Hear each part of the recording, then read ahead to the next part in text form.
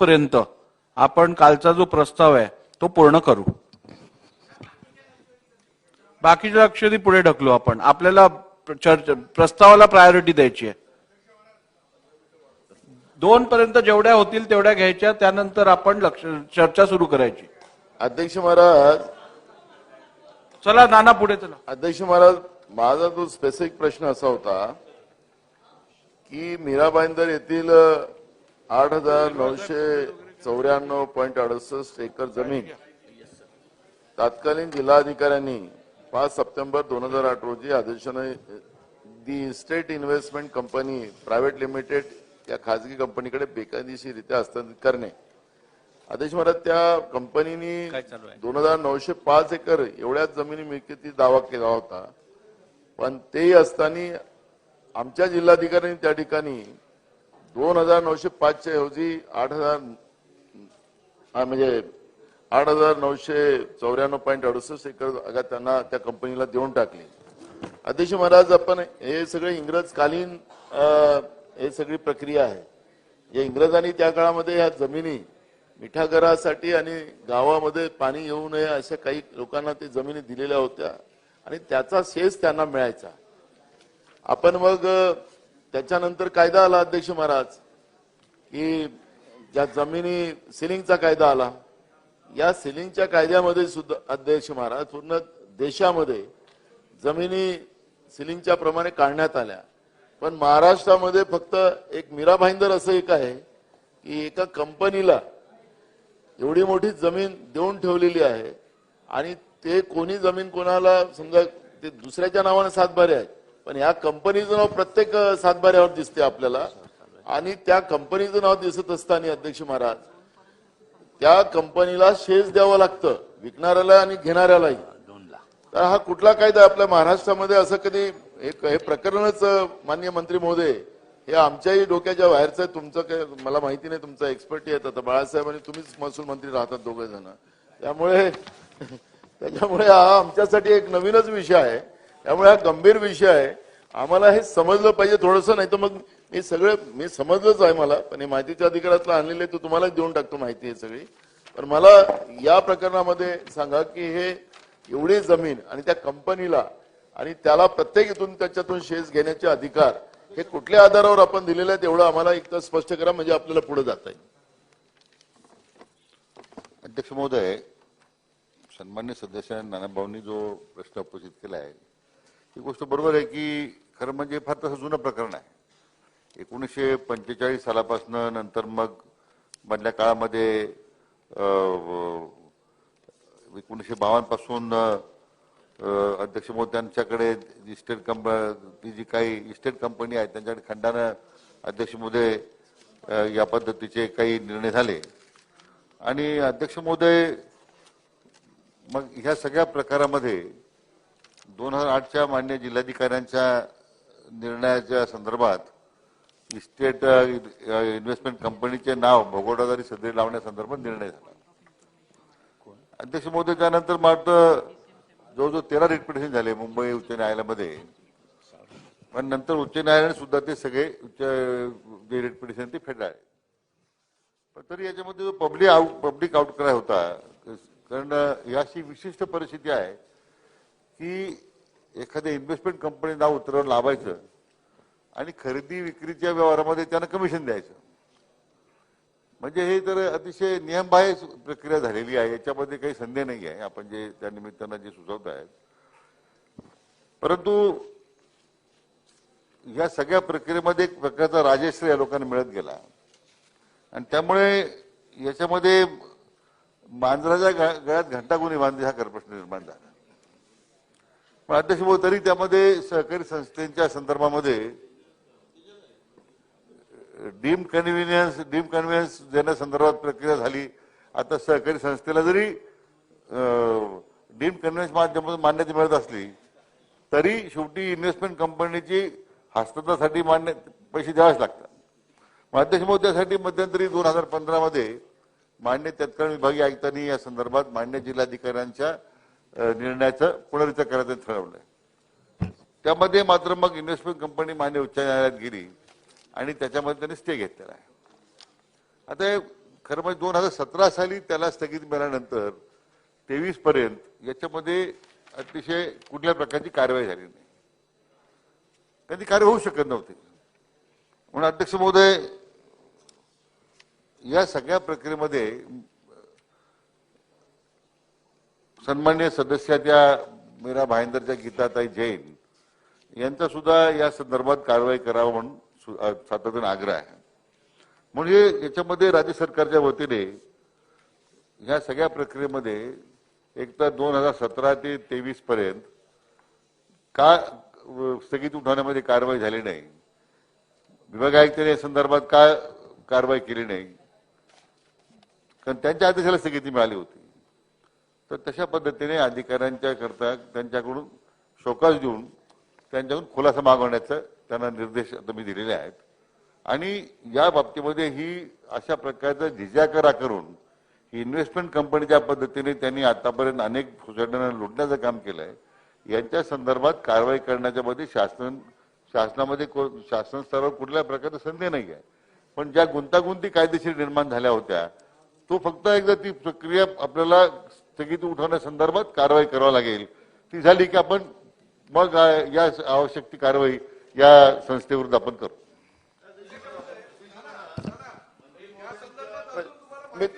एक मिनिट मी बोलू. एक मिनिट, एक छोटस बोलतो.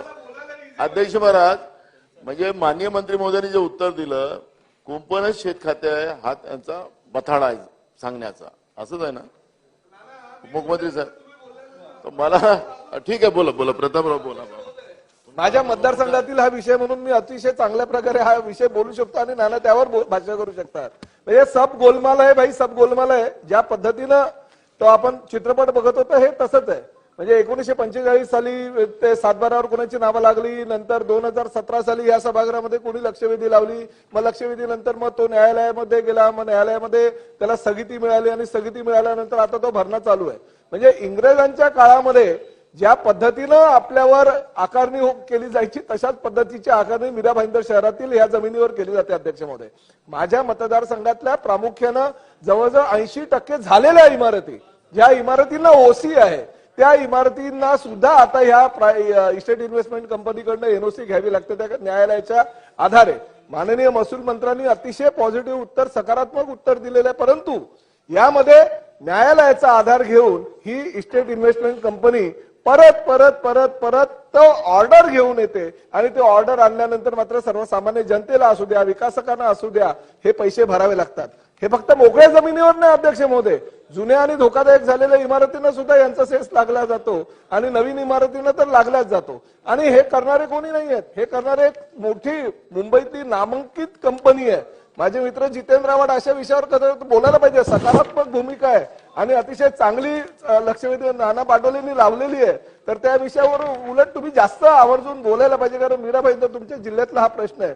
त्यामुळे मला असं वाटतं अध्यक्ष महोदय, महसूल मंत्र्यांनी न्यायालयामध्ये विकासक जाऊन ज्या पद्धतीने प्रत्येक वेळेस स्थगिती आणतो आणि स्थगिती आणून सुद्धा सर्वसामान्य लोकांकडनं ही लूट चालवली आहे. ही लूट जर भारतीय स्वातंत्र्यानंतर सुद्धा आज जर प्रत्येक सर्वसामान्य मीरा भाईंदरकरांना होत असेल तर ती अतिशय चुकीची आहे. अध्यक्ष महोदय, माझी एक विनंती आहे सभागृहाला की न्यायालयामध्ये जाणारच आहे. महसूल मंत्र्यांनी जो काही निर्णय घेतला किंवा शासन सकारात्मक निर्णय घेईल या लक्षवेधीच्या अनुषंगानं, परंतु न्यायालयामध्ये गेल्यानंतर त्याला स्थगिती मिळू नये यासाठी फार कठोर पावलं आणि एकदम सकारात्मक भूमिका शासनाने घेणं गरजेचं आहे. तरच यावर काहीतरी निर्णय होईल अध्यक्ष महोदय.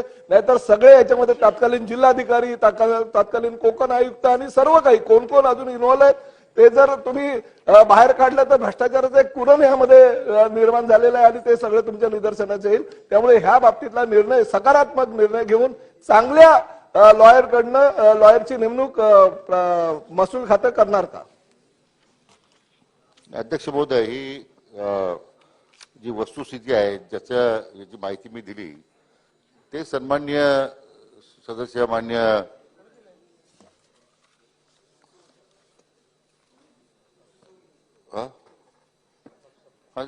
सन्मान्य सदस्य प्रतापराव सरनाईक साहेबांनी या ठिकाणी दिलेली आहे. आणि वस्तुस्थिती आहे, केवळ कुठेतरी कायद्याचा एखादा आधार घेऊन वर्षानुवर्ष पुन्हा तेच प्रकरण पुढे नेत राहायचं मी मगाशी सांगितलं की एक प्रचंड लूट सुरू आहे या नावाखाली. म्हणजे मला वाटतं देशातलं एकमेव उदाहरण असलं पाहिजे. आणि त्यामुळे ह्या अशा पद्धतीने बरं रिडेव्हलपमेंट आलेल्या बिल्डिंग ज्या आहेत त्यांच्याकडून सुद्धा प्रति स्क्वेअर फूट काही त्या निमित्तानं त्यांना कमिशन घ्यायचं. अध्यक्ष महोदय, म्हणून हा जो न्यायालयाचा पूर्ण सन्मान राखत त्याचा न्यायालयाचा आधार घेत प्रत्येक वेळी कोणत्या ना कोणत्या निर्णयाच्या विरुद्ध जाऊन ती स्थगिती देण्याच्या संदर्भातली जी अध्यक्ष महोदय या कंपनीची भूमिका राहिली. म्हणून आम्ही आता राज्याचे जे ॲडव्होकेट जनरल आहेत त्यांचा त्या ठिकाणी सल्ला घेऊन आवश्यकता वाटत असेल की त्यांच्या सल्ल्याने ते आहेत एखादा सिनियर काउन्सिल घेऊन अध्यक्ष महोदय ही स्थगिती उठून या बाबतीमध्ये या कंपनीच्या विरोधात थेट कारवाई करून अध्यक्ष महोदय हा जो जिझिया कर लावून जो काही अनेक वर्षाची जी काही ते सामान्य नागरिकांची हाऊसिंग सोसायटीची लूट सुरू होती अध्यक्ष महोदय ती पूर्णपणे संपवण्याची दृष्टीने शासन निश्चितपणे प्रयत्न करेल. विरोधी पक्ष. खरं तर तुम्ही त्यामध्ये संपूर्ण वस्तुस्थिती विषद केली. मूळ प्रश्न असा तो की सदर जमीन हे सालसेट इस्टेट अबॉलिशन ऍक्ट मध्ये ज्यावेळेस अबॉलिश झाल्या होत्या या ऍक्ट त्यापासून सदर जमिनीवर वहिवाटदार शेतकरी म्हणून एक साली नव्हते. आपण सगळ्यांनी ते आता याच्यामध्ये सगळं आलेच आहे. कंपनीची नोंद तहसीलदारांनी कधी एंट्री केली, अप्पर जिल्हाधिकारी यांनी हा सगळी हिस्ट्री झाली. पण मला मूळ प्रश्न असा आहे अध्यक्ष महोदय की कलेक्टर यांनी 2000 साली फेर चौकशी का केली? इथून खरं याचं गांभीर्य लक्षात येईल अध्यक्ष महोदय. या प्रकरणाचा गांभीर्य मुळात कुठे दडलाय तोपर्यंत बरोबर चाललं होतं. या कलेक्टर 2008 साली कोण होता त्यावेळेस? यांनी हे प्रकरण उकरून काढलं. म्हणजे अर्थात हे दोनही आताचे मालक कोण आहेत, गोयंका आणि बलवा. म्हणजे आता मुळात विषय त्यांचं नाव घ्यायचं की नाही आम्ही विषय काढत होतो. पण आता मुळात हा विषय इथपर्यंत आला की ज्या पद्धतीनं एवढ्या मोठ्या लोकांच्याकडून म्हणजे जिजाच करा हा लुटच आहे अक्षरशः अध्यक्ष महोदय. कुणाला तरी रिस्पॉन्सिबिलिटी फिक्स केली पाहिजे माझे ना. आपण असं कसं सोडून देणार? पुन्हा काहीतरी चौकशी, पुन्हा नवीन फार्स. जो चुकलाय त्याला रडारवर कधी आणताय? त्याला उडवाना बामणं म्हणजे काढा एकदा त्याला बाहेर. हे असंच चालत राहील. जो आता इथून मूळ प्रश्नांची सुरुवातच अध्यक्ष महोदय इथून की 2008 साली ज्या कलेक्टरनी ही फेर चौकशी केली इतक्या कालावधीनंतर आणि त्याच्यामुळे हा फरक कोण निर्माण झाला अध्यक्ष महोदय. म्हणून इतक्या विलंबानंतर कारवाई त्याला अधिकार होता का याचं उत्तर आलं पाहिजे. पहिला प्रश्न. आणि बिल्डर आणि डेव्हलपर यांच्या संगनमताने हा निर्णय झालेला आहे हे लपून राहिलेलं नाही. मी नावही सांगितलं त्याच्यामध्ये. हे कोण आहे याच्या मला ही कशी इथपर्यंत आली याचा प्रवास हा इथपर्यंत येऊन ठेपला आणि मग यांनी पाहिलं की अरे असं नाही जमत तर मग असं करा, असं एक काहीतरी मार्ग काढला गेला. म्हणून या अध्यक्ष महोदय आता या सोसायट्यांना 40 वर्षाच्या पलीकडे झाला मंत्री महोदय. आणि या मानलेल्यांना एनओसी घेण्यासाठी जो आता त्रास होतोय म्हणून मला एवढाच विषय आहे की तो 2008 मध्ये असलेला जिल्हाधिकारी त्याने हे उकरून काढलं, हे सगळं केलं. याला जे त्यावेळेस त्याच्यावर कारवाई करणं एक. दुसरा, सालसेत अबॉलिशन ऍक्ट मध्ये दुरुस्ती करून आपण बाधित नागरिकांना न्याय देता येईल त्या ऍक्ट मध्ये दुरुस्ती करणार आहात का? अध्यक्ष महोदय, या संदर्भात मी मगाशी सांगितलं की 2008 साली जो निर्णय मान्य जिल्हाधिकाऱ्यांनी घेतला आणि त्याच्यानंतर मग त्या निर्णयाच्या विरोधात जी आव्हानं मान्य उच्च न्यायालयात दिली गेली, जो 13 रिट पिटिशन होते ते मात्र उच्च न्यायालयाने सगळे फेटाळले. तरी अध्यक्ष महोदय 2015 साली सन्मान्य जे विभागीय आयुक्त होते त्यांनी त्याचा एक कलेक्टरच्या निर्णयाचा रिव्ह्यू घ्यायचं परत ठरवलं. अध्यक्ष महोदय, मान्य उपविभागीय आयुक्तांच्या निर्णयाला सुद्धा मान्य उच्च न्यायालयाने स्थगिती दिली. आज ते सगळ्या प्रकार न्यायप्रविष्ट आहे. आणि त्यामुळे मी मगाशी म्हटल्याप्रमाणे ॲडव्होकेट जनरल किंवा सिनियर काउन्सिलिंगची मदत घेऊन ह्या प्रकरणातून मला वाटतं ह्या सगळ्या सोसायटी धारकांना आपल्याला निश्चितपणे न्याय द्यायचा आहे अध्यक्ष महोदय. पण आपण जी मागणी केली यामध्ये जो सालसेट अबॉलिशन ऍक्ट जो आहे, लँड रेव्हेन्यू एक्झम्पशन ऍक्ट 1951चा, या संदर्भामध्ये विधी व न्याय विभागाची चर्चा करून याच्यात काही आपल्याला अमेंडमेंट करून या बाबतीमध्ये निश्चितपणे जर तसं होत असेल तर शासन सकारात्मक त्यामध्ये निर्णय करील. आणि हा ते नवीन कायदा करावा लागला तर निश्चितपणे करू. लोकांचं हित जोपासण्याची जबाबदारी ही शासनाची आहे आणि हजारो सोसायट्यांच्या हिताचं रक्षण करण्याची जबाबदारी शासनाची आहे ते निश्चितपणे आपण करू. सावरकर साहेब. अध्यक्ष महोदय, अगदी सोपा मार्ग उपमुख्यमंत्री महोदयांनी बसल्या ठिकाणी पण गेला की कायद्यात दुरुस्तीचा हा सगळा गुंता जो याचं उत्तरच त्याच्यात आहे. यामध्ये हा किती वर्षाचा जुना आहे, किती आणि तेव्हापासून यामध्ये अमेंडमेंट झाली. याचा फायदा हा प्रकरण एक नाही आहे, अशा हजारो प्रकरण पुन्हा निघतील. अशा प्रकारच्या या प्रकरणाचा फायदा घेत आपण पुढे जातो आहोत अध्यक्ष महोदय. पण मला तुम्ही असं म्हणा की पुढच्या अधिवेशनापर्यंत तरी यामध्ये दुरुस्तीचं जर आपण विधेयक आणलं तर यावरचा प्रश्न सुटू शकतो. त्या संदर्भात आपण कारवाई करणार आहात का? नाही अध्यक्ष महोदय, याच्यात काही शासनाची आपण म्हटल्याप्रमाणे वेगळी भूमिका असण्याचं कारण नाही. जे आवश्यकता जे दुरुस्ती कायद्यामध्ये बदल करण्याची आवश्यकता आहे, दुरुस्ती करण्याची आवश्यकता आहे, ती पुढच्या अधिवेशनापूर्वी निश्चितपणे आपण करू. म्हणून म्हटलं की या सगळ्या लोकांना संरक्षण देण्याची भूमिका शासनाची आहे. आणि याच्यामध्ये अध्यक्ष महोदय, न्यायालयाच्या सद्यस्थितीमध्ये याच्यामध्ये जो काही शासनाला हस्तक्षेप करायचा आहे, स्वतंत्र ऍडिशनल कमिशनर कोकण विभागाचे जे आहेत अपर आयुक्त, यांना स्वतंत्र ती जबाबदारी देऊ की ज्यामुळे न्यायालयाच्या स्तरावर या शासनाची या ठिकाणी प्रक्रिया सुरू राहील. आणि जी कायद्यामध्ये आवश्यक दुरुस्ती करायची आहे अध्यक्ष महोदय, ती सुद्धा करण्यामध्ये आपण जे म्हटल्याप्रमाणे पुढच्या अधिवेशनापूर्वी निश्चितपणे ते आपण करू. अध्यक्ष महाराज, आपण कायदा बनवत पर्यंत त्यांनी आतापर्यंत 50% जागा विकून टाकली. 8,994.68 एकर जमिनीमधली अर्धी जमीन विकली. याच्यामध्ये सीआरझेडचं पण उल्लंघन झालं. माननीय उपमुख्यमंत्री महोदय, माननीय उपमुख्यमंत्री, सीआरझेडचं उल्लंघन झालं, मँग्रोव्ह तोडण्यात आले, सगळे तोडण्यात आलं. मग हे सगळं झालं असतं आम्ही विकासासाठी काही योजना न्यायला तर तुम्हाला मँग्रोव्ह येतो, सीआरझेड आडवा येतो. ह्या कंपनीचं एवढं मोठं काय अधिकाऱ्यांवर भार आहे की काय मदत काय होत असेल. आणि म्हणून याचे आता खरेदी विक्री तातडीनं बंद केली पाहिजे. कायदा येईल तुमचा तेथपर्यंत येईल नंतर, पण याला थांबवलं पाहिजे. आणि माझा एक याच्यामधला एक महत्वाचा मुद्दा आहे की हे सगळे त्यांनी जे आतापर्यंत पैसे गोळा केलेत, मोठ्या प्रमाणात केलेत. हे किती टक्के रेट आहे त्याचा? 20% ना, 20%. हा, स्क्वेअर फूटनी पैसे घेतो मुख्यमंत्री महोदय तो. त्यामुळे मोठ्या प्रमाणात हे शासनाच्या जमिनी आहे. ते काही जेव्हा आपण तिथं कोणी आता कसत असेल त्याचा तो भाग वेगळा आहे, पण ह्या सगळ्या शासनाच्या जमिनी आहे. शासनाच्या जमिनीत एक कंपनी आणि कंपन्यांचे ते मालक कोण आहे त्याचा आता उल्लेख विरोधी पक्ष नेत्यांनी केला, मी त्यांचा उल्लेख करणार नाही. माझा स्पेसिफिक प्रश्न आहे, कायदा येईल तिथपर्यंत पण आता त्याला जमिनी विकायला थांबवलं पाहिजे. त्याने मँग्रोव्ह आणि सीआरझेडचं उल्लंघन केलं असेल तर त्यांच्यावर गुन्हे दाखल झाले पाहिजेत. हे आपण कराल काय? अध्यक्ष महोदय, याच्यात काही अडचण नाही. सध्या 2 प्रक्रिया अध्यक्ष महोदय, न्यायालयीन प्रक्रियेमध्ये त्यांनी घेतलेल्या या सगळ्या स्थगितीचा एक भाग आहे.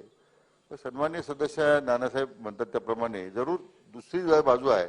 यामध्ये हे जे काही सर्व प्रकारचं उल्लंघन झालं आहे, सीआरझेडचं, मँग्रोव्हच्या संदर्भातला असेल किंवा जमिनीच्या खरेदी विक्री व्यवहार संदर्भातला मुद्दा असेल, निश्चितपणे त्या सूचना तात्काळ देण्यात येतील अध्यक्ष महोदय.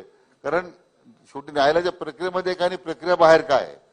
आपली सर्वांची भूमिका एकच आहे की याच्यामध्ये जी काही प्रचंड प्रमाणामध्ये झालेला गैरव्यवहार, याच्यामध्ये मोठ्या प्रमाणात जी काही सामान्य नागरिकांची झालेली जी लूट आहे ती अध्यक्ष महोदय थांबवणे शासनाचं दायित्व आहे. निश्चितपणे आपण करू. आपण ज्या सूचना केल्या आहेत त्याच्या संदर्भात आवश्यक ती कारवाई करण्यात येईल. सावरकर साहेब. अध्यक्ष महोदय, सर्वांना माहीतच आहे 24 डिसेंबर 2023ला महान गायक आहेत आपले मोहम्मद रफी, त्यांच्या जन्मशताब्दी महोत्सवाची सुरुवात होत आहे. पंजाबी जन्मभूमी जरी असली त्यांची, तरी या दिव्य प्रतिभेचा थोर आणि अतिशय विनम्र गायक. संपली. पॉइंट ऑफ इन्फॉर्मेशनच्या माध्यमातून